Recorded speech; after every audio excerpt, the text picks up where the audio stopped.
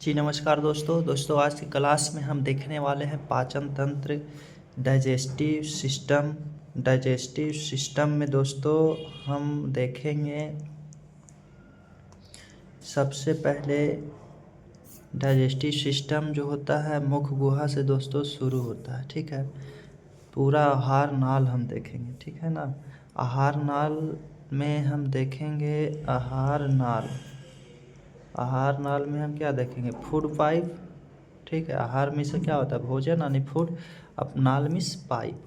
दोस्तों food pipe का जो लेंथ होता है, लंबाई होता है दोस्तों, वो होता है 9 मीटर होता है। कितना होता है, 9 मीटर होता है दोस्तों। ये जो शुरू होता है मुख गुहा से शुरू होकर, कहाँ से शुरू होता है, तो मुख गुहा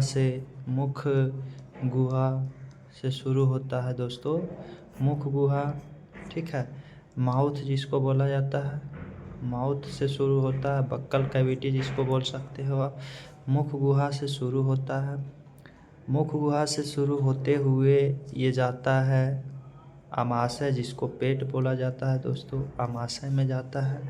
अमाशय के बाद ये जाता है छोटी आंत में। कहाँ जाता है, तो छोटी आंत के बाद एक हिस्सा होता है, लास्ट वाला जो होता है बड़ी आंत होता है। क्या होता है, तो बड़ी आंत होता है दोस्तों। बड़ी आंत में जाता है, फिर इसके बाद भोजन जो होता है ये चला जाता है बड़ी आंत के बाद इनस में चला जाता है, जहाँ ये जो होता है लेटरिन का रूप ले लेता है और यहाँ से जो होता है मल का रूप लेकर मल द्वार से जो होता है इसका मल का त्याग किया जाता है। ठीक है दोस्तों, तो सबसे पहले क्या है, मुख गुहा।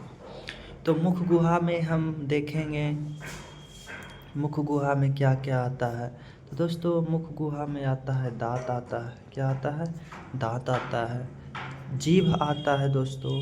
क्या आता है, जीभ आता है। और एक आता है लार ग्रंथियाँ। क्या आता है, लार ग्रंथियाँ, जिससे कि लार स्रावित होता है। ठीक है, ये मुख गुहा का भाग है। तो सबसे पहले हम मुख गुहा में दांत देखेंगे। क्या देखेंगे दोस्तों, तो दांत देखेंगे। तो आइए हम मुख गुहा शुरू करते हैं और मुख गुहा में हम दांत के बारे में टोटल देखते हैं बातें। तो दांत दोस्तों, दांतों का अध्ययन को कहा जाता है, स्टडी ऑफ टीथ को कहा जाता है ओडोंटोलॉजी। क्या बोला जाता है,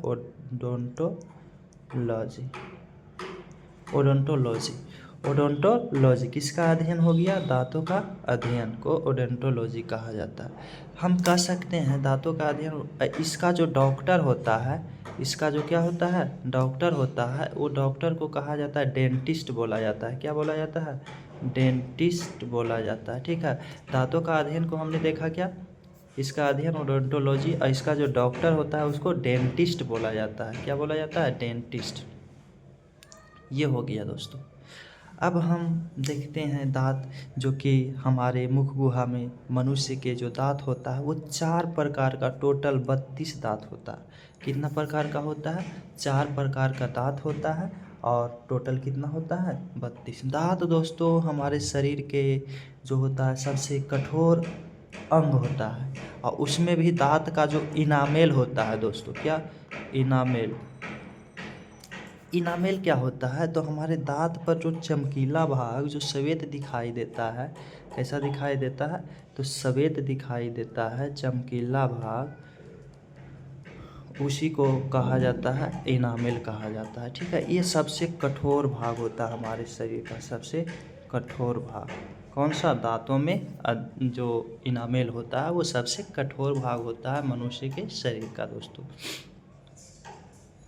दोस्तों दांत का जो फार्मूला होता है, दांत का फार्मूला, आप बोलो इनामेल का फार्मूला, ये दांत जो होता है कैल्शियम कार्बोनेट और कैल्शियम फॉस्फेट से बना होता है, CaPO4 का सफिक्स 2, इससे बना होता है दोस्तों दांत। कैल्शियम कार्बोनेट और कैल्शियम फॉस्फेट का दांत बना होता है।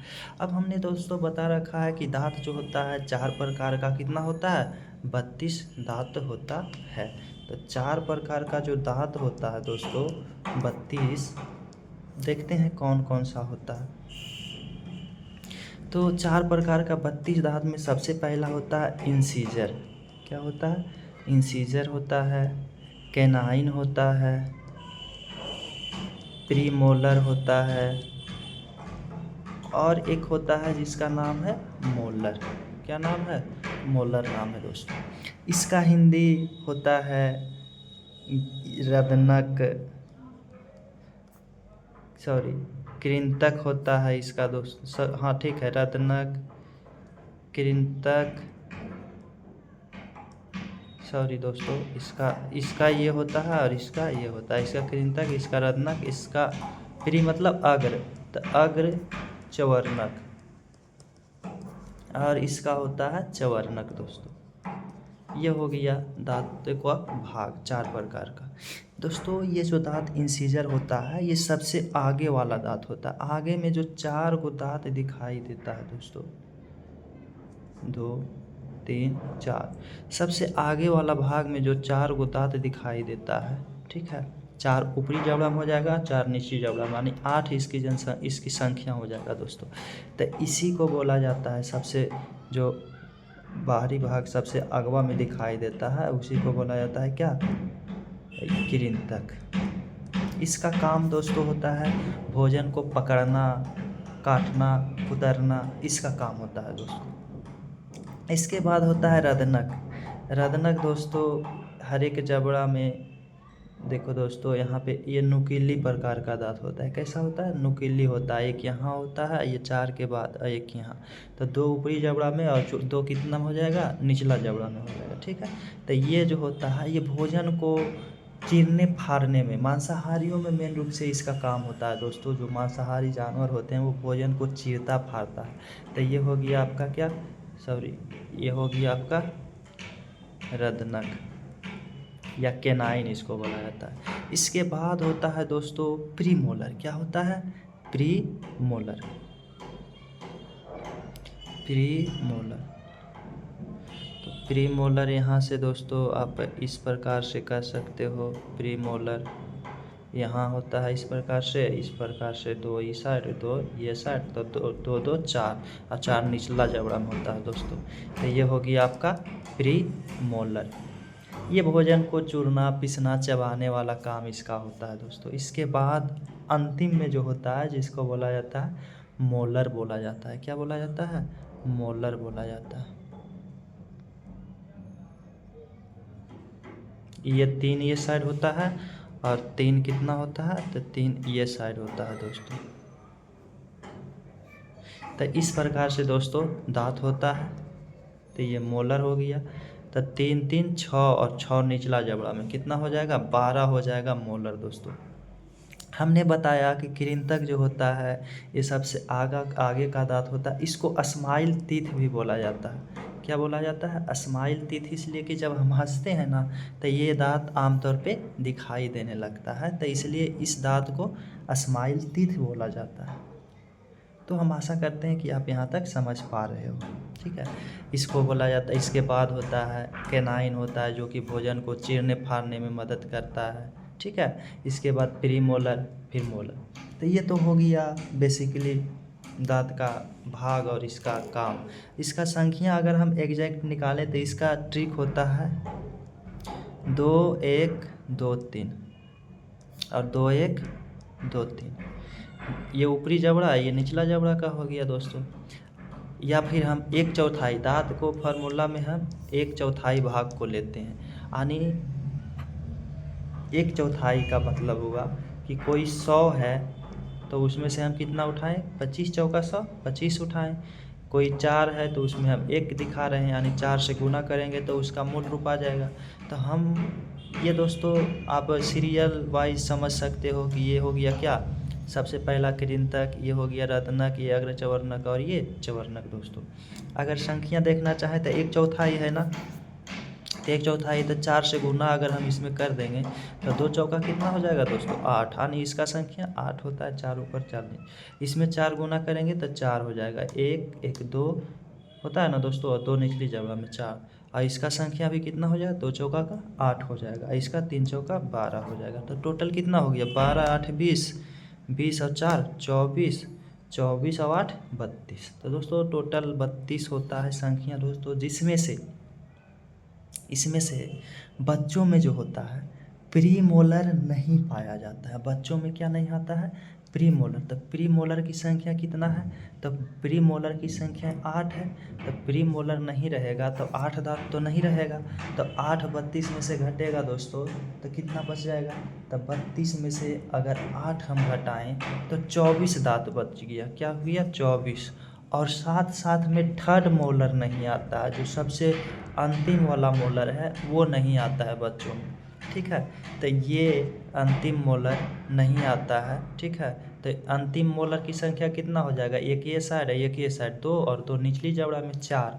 तो 4 और घटा दो तो 24 में से 4 गया तो कितना दांत हो जाएगा? 20। यानी बच्चों में दांतों की टोटल संख्या कितना होता है? 20 होता है। बच्चों में दांतों की टोटल संख्या 20।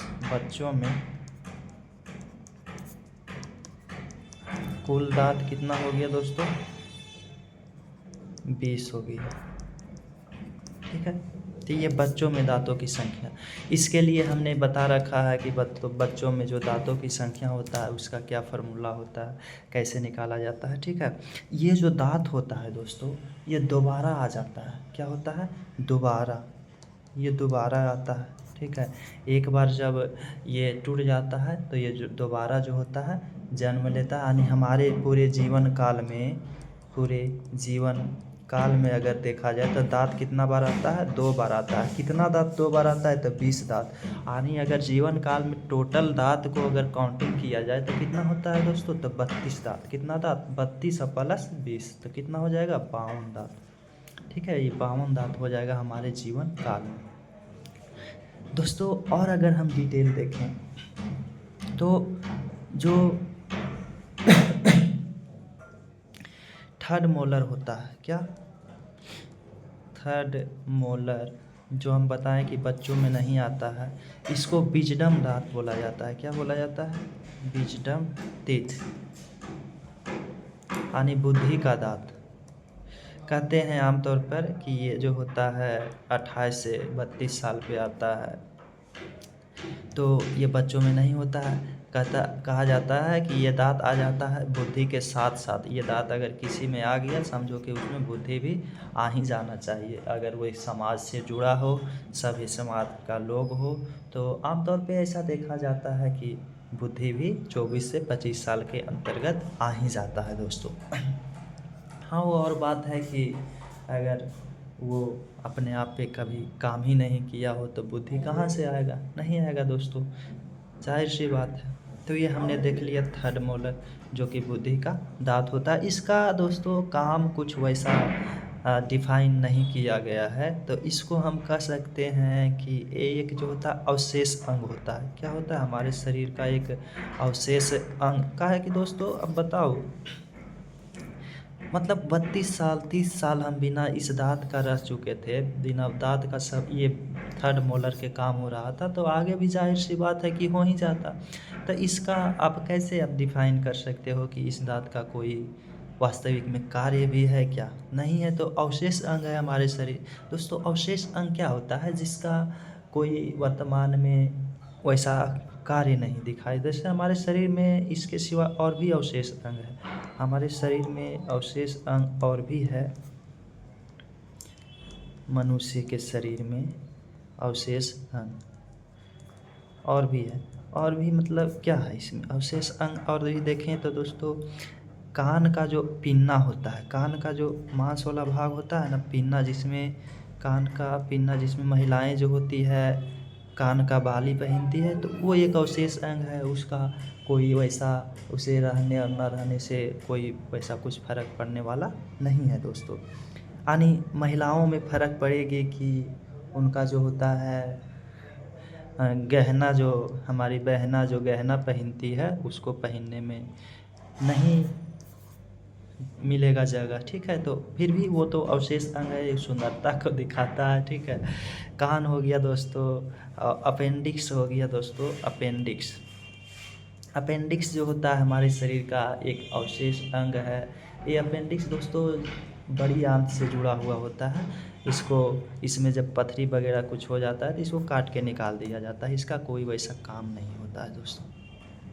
इसके बाद अगर हम देखें तो इसका जो अवशेष अंग में, तो इसमें आ जाता है आपको दोस्तों एक पूँछ वाला हड्डी होता है। पूँछ वाला आप पीठ के जो पीछे जो होता है निचला भाग में देखेंगे, नीचे की तरफ कमर के पास, तो वहाँ पूँछ वाला एक हड्डी आया हुआ है, ठीक है। वो हड्डी अब पहले दोस्तों ऐसा कहा जाता है, आप जानते होंगे कि हम जो हैं बानर जाति के प्रजाति के ही वंशज हैं, ठीक है।